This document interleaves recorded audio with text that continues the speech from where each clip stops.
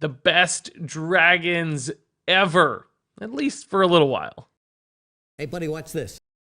That's right, Descent of Dragons is almost here, and we're going to have so many new dragons.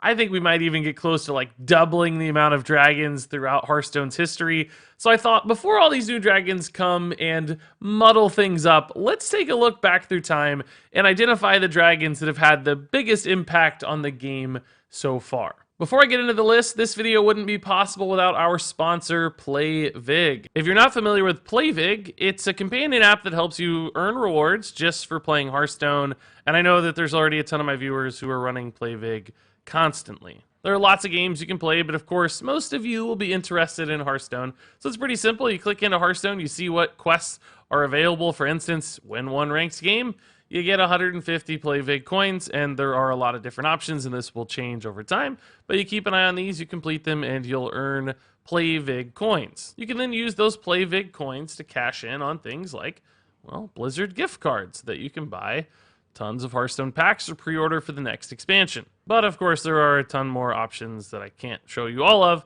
in this brief video. And don't worry if you're not into Hearthstone at the moment, there are other options too, like Magic the Gathering Arena or Teamfight Tactics. You're going to find a game that you'll like. So not only is PlayVig sponsoring this video, they're also giving away a hoodie to one lucky person who signs up for a PlayVig account from the link in the description below. You'll have a chance to win this incredibly cool Hearthstone Masters hoodie. I want one of these myself, so hit that link in the description, sign up for PlayVig, and very soon we'll announce a winner for this hoodie. So check out PlayVig, let me know what you think, and in the meantime, we'll talk about some dragons. Up first is Kalecgos in the number 10 spot. This one barely made the list. It's still a fairly fresh card in the scheme of things, but despite that, Kalecgos has already made an impact on a couple different metas. Maybe not a card you're seeing a lot today, but of course, in the pre-Conjurer's Calling nerf world of Mage, Kalecgos was a really good piece in all these kind of bigger, greedier Luna's Pocket Galaxy style Mage decks. And I think this is a card that will continue to be relevant because it turns out just dropping a 10-drop and getting a free spell is a pretty powerful effect. I didn't expect this card to be awesome, but man, he sure feels good when you get something like a Flame Strike, or a Power of Creation, or God forbid, even a Yogg's Puzzle Box. Kalecgos can be game-winning, game-saving, and really did enable Mage to play differently than it did in the past. And as you look through all the kind of dragons that are available, there's some notable ones that are going to be missing from this list. Things like Deathwing, maybe. Deathwing's just never really been meta-relevant, and there weren't that many meta-relevant dragons. So sure enough, Kalecgos, as you know, a big staple legendary in a meta deck, just kind of barely makes the cut because he did get there, and so many dragons just didn't. Moving on to the number 9 spot here, we have Twilight Guardian, a card you probably have not thought about in a long time, but this guy was a staple among all the dragon decks in his era. In particular, back in the day, we saw things like Dragon Priest and even some Dragon Warriors who were running Twilight Guardian as the perfect turn 4 play. Nice defensive body. You know, you're usually playing this as a 3/6, which makes it comparable to a vanilla 5-drop, so much cheaper than it should be. Plus, just having dragons is important in a dragon deck because you need activators, so you have to toss in anything that's just sort of good. And this card was absolutely sort of good, so it made the cut. And I'd say it felt really strong sometimes. Playing this on 4, aggressive decks would just have to throw a few bodies into this. Zoo would just have a nightmare of dealing with this kind of thing. So all in all, probably not like the most standout card. It's not, you know, a gigantic legendary. It doesn't seem to have the scale of the dragons behind it in the background there, but still a very important and, you know, somewhat powerful card. Moving on to Duskbreaker here, talking about Dragon Priest. This guy was a powerful card. This was a much bigger standout than Twilight Guardian because, man, you talk about dealing with aggressive boards. There was nothing better at dealing with aggressive boards than Duskbreaker. This guy coming down was one of the biggest early to mid-game swings we'd ever seen in Hearthstone. Compared to something like Hellfire, for instance, Hellfire is a great card, and Duskbreaker beat it in most ways, minus, you know, face damage, but it left a 3/3 on board to trade into future stuff. So it was the dream for any dragon deck that just wanted to reset that early push from a Zoo style or token deck, making it clearly one of the 2 super powerful dragons in Dragon Priest, one of which we'll talk about a little later in this video. But to me, one of the most like downright power turns Hearthstone's had, and definitely a card a lot of people called for nerfs on and were scared of, and that fear came to reality when Duskbreaker hit the meta.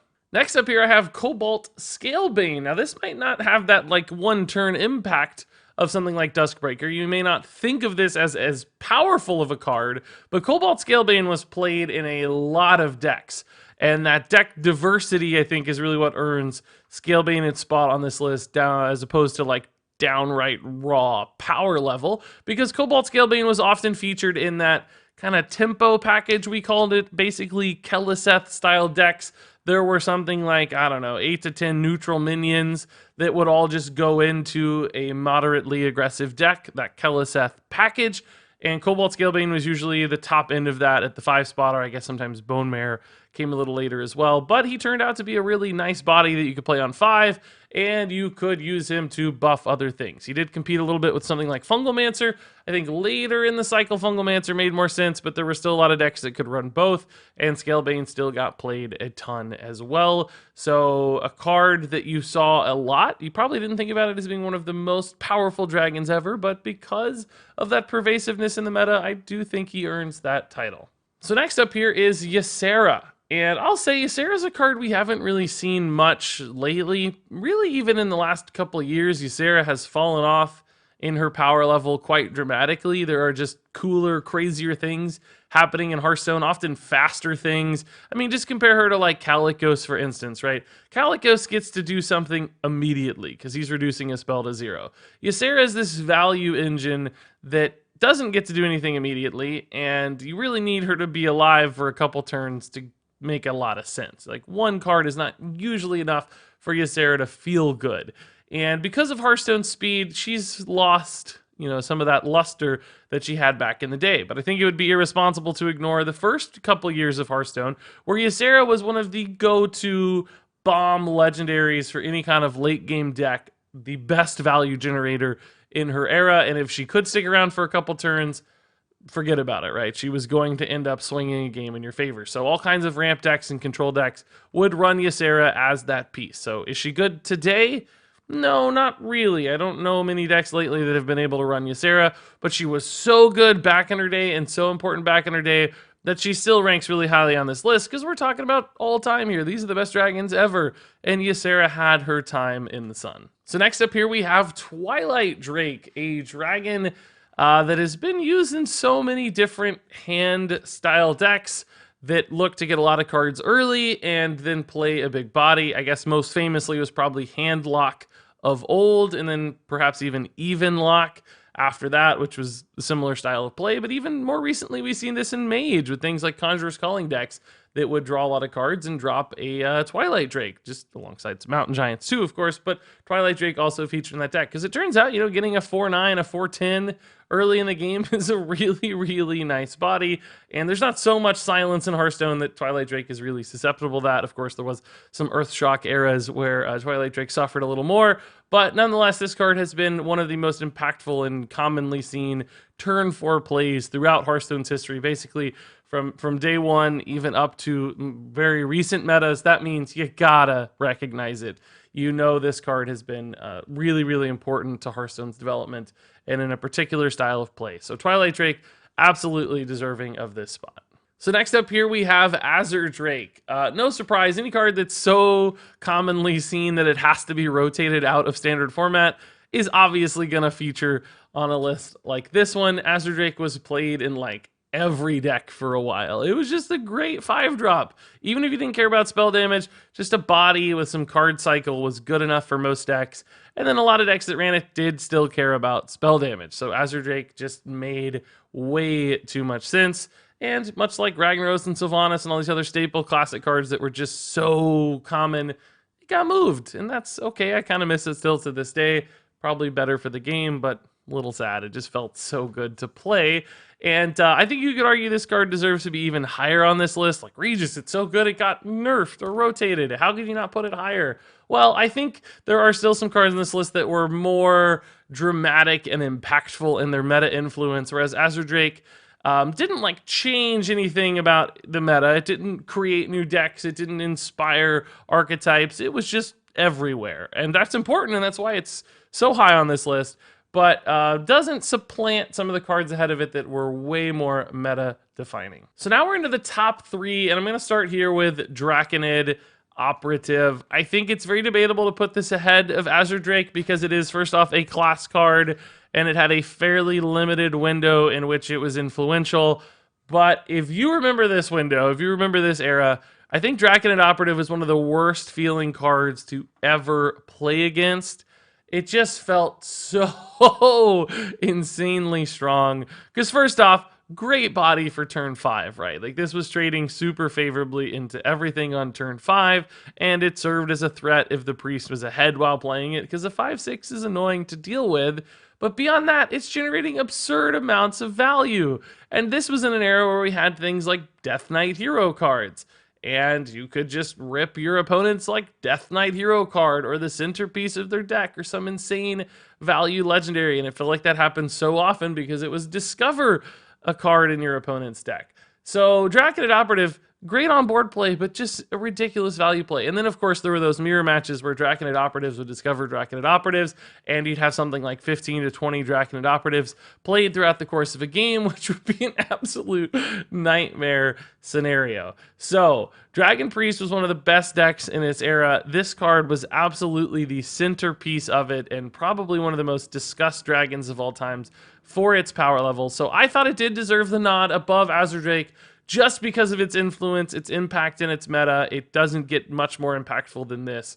So that one big, bright, burning impact was far more than the kind of subtle, continuous blaze of Azure Drake in my mind, and earned Draconid Operative the top 3 spot. So for our final 2 dragons, these are going to be staple, classic, legendary dragons, as big as it gets. And for number 2 here, we have Malygos, a card that you see today in Hearthstone, and you've seen in so many different eras of Hearthstone, because it's one of the best ways, or sometimes the only way, to empower OTK one-turn kill decks, because spell damage +5 is just absurd, and there are all kinds of ways to set that up to help you kill your opponent. And that means that Malygos isn't always around. Like, he goes away for a while. He might disappear for 6 months at a time, but he comes back with a vengeance, and he's ready to just create and define a brand new OTK kind of deck, which means, yeah, he's not the most consistent card ever,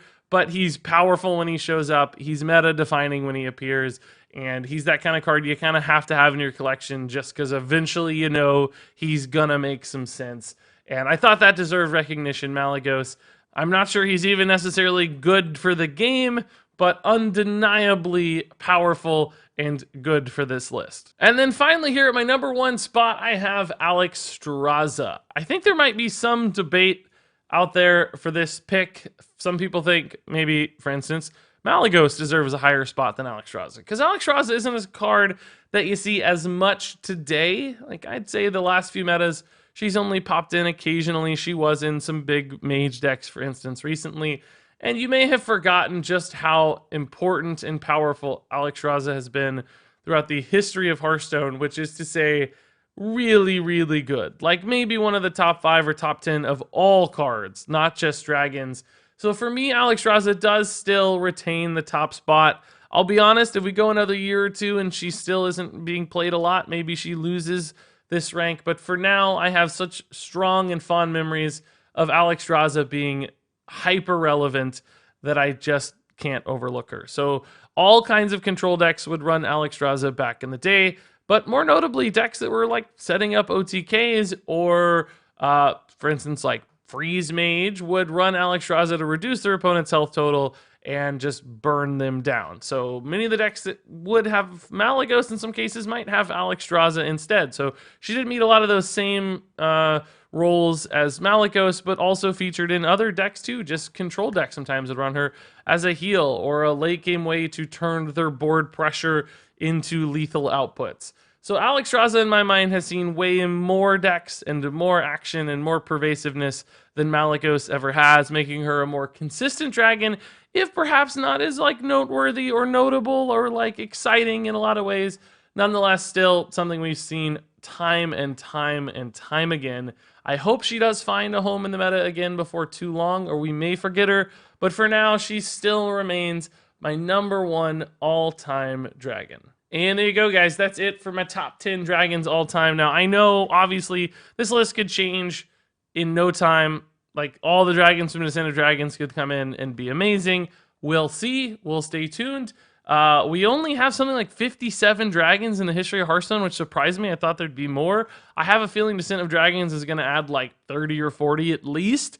So clearly, the ability for this list to change is high. And we'll maybe come back to this in a year or two and take another look. That said, I'm curious what you think about this list as it stands right now. Which of these dragons would you take off the list? How would you rank them differently? Which ones do you think I'm missing? Do you think, for instance, like Deathwing deserves a spot? I don't think so. He's never really been in a meta deck, guys. He might be cool to play. Maybe you've tossed him into a Control Warrior, but I don't think he's been in any refined lists. But nonetheless, I want to hear your thoughts because, hey, we all have different opinions, and this is a very subjective sort of topic. So share your take in the comments below. Check out that link in the description for our sponsor of this video, too. Shout out to PlayVig. But in the meantime, thanks for watching, and until next time, game on.